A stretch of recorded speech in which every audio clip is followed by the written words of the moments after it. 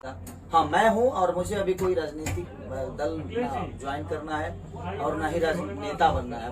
मैं अपने जीवन में खुश हूँ। हाँ, जो अपने लोग होते हैं, कुछ लोग प्रचार करने के लिए, तो मैं प्रचार कर लेता हूँ और प्रचार कर देता हूँ क्योंकि उनसे मेरा अपना एक लगाव रहता है, बाकी कोई बात नहीं। खास तौर से इंडस्ट्रीज की मांग काफी दिनों से आप लोगों द्वारा की जा रही थी कि भोजपुरी फिल्म इंडस्ट्री उत्तर प्रदेश में बने। योगी आदित्यनाथ ने भी अपना समर्थन दिया है, तो क्या लग रहा है आने वाले भविष्य पूर्वांचल के लिए किस तरह से युवाओं को, जो युवा के अंदर हुनर छुपा हुआ है, क्या प्रदर्शित हो पाएगा? बिल्कुल, देखिए मेरे कहने का मतलब, जब तक फैक्ट्री नहीं लगेगी तब तक वर्कर कहाँ से उसमें ज्वाइन करेंगे। एक ऐसी चीज है कि जब रोजगार बढ़ेगा ना तो युवा मिलेंगे, आएंगे, काम करेंगे, सबकी अपनी जो हुनर है वो दिखेगी। ये बताइए कि जब हम कंप्यूटर नहीं लगाएंगे तो कंप्यूटर चलाने वाले लड़के कहाँ से आएंगे? तो हमें फिल्म सिटी अगर बनती है तो मुझे लगता है कि बहुत सारे एक्टर यहाँ से फिर से निकलेंगे, उभरेंगे। अगर इंडस्ट्री नहीं है उसके बावजूद भी इतने सारे एक्टर, इतने कलाकार अपने भाषा के, भोजपुरी भाषा के होकर हिंदी क्षेत्र से लेकर कई जगहों पे काम कर रहे हैं। तो जब हमारे पास सुव्यवस्था हो जाएगी तो ऑफिशियली चीजें बढ़ेंगी। क्या लग रहा है कि पूर्वांचल सहित बिहार के जो कलाकार हैं, आपके जो अनुयायी हैं, वो आगे बढ़ चढ़ के भाग लेंगे? मैं क्या बोला आपसे कि जब फैक्ट्रियां लगती है तो वर्कर आते हैं, तो जब ये चीजें आएगी तो मुझे लगता है कि रोजगार तो बढ़ेगा। एक सिनेमा शूट होता है तो कम से कम मुझे लगता है कि 30 से 40 लाख रुपए एक प्रोड्यूसर का, उस लोकेशन से लेकर, कन्वेंस से लेकर, होटल से लेकर, खाने से लेकर, गाड़ी से लेकर, ट्रेवलिंग खर्चा से लेकर, मैंने बहुत सारी चीजें उस एस्टेट को दे जाता है। वो तो कम से कम 40 लाख रुपए उस एस्टेट को दे रहा है, 50 लाख दे रहा है, जिस हिसाब से बजट होती है।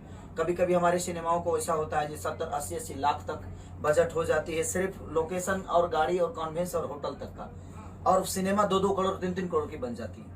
तो कहीं ना कहीं उस राज्य को रोजगार ही दे रहा है अगर एक सिनेमा बनाने को यहाँ पे आ रहा है तो। नहीं तो क्या लग रहा है बिहार?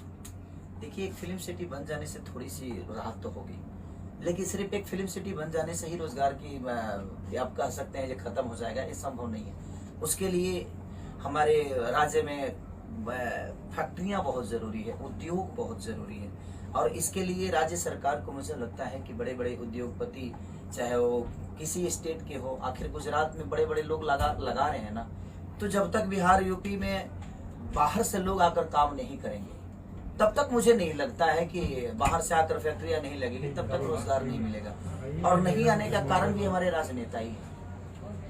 ये जंगल राज है, यहाँ आतंकवादी रहते हैं, यहाँ माफिया है, यहाँ रंगदारी टैक्स है, यहाँ ये है, इनके राज्य में ऐसे गोली मारा जा रहा है, इनके राज्य में ऐसे अपहरण हो रहे हैं, इनके राज्य में ऐसे अपहरण हो रहे हैं। तो जब एक राजनेता अपने मुंह से बोलता है कि यहाँ जंगल राज है, तो बताइए बाहर के उद्योगपति कैसे आएंगे आपके राज्य में? जब आप एक पोजीशन पे हो, आप एक कहीं ना कहीं जिम्मेदार व्यक्ति होकर, और आप अपने ही राज्य के लोगों को बोलते हो कि यहाँ पे जंगल राज है, यहाँ पे माफिया रहते हैं, यहाँ पे ये रहता है, तो कोई बाहर का आदमी आपके राज्य में वर्क करने कैसे आएगा?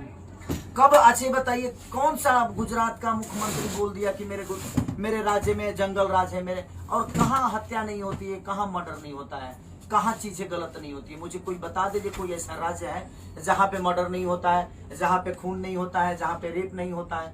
हर जगह होता है सर।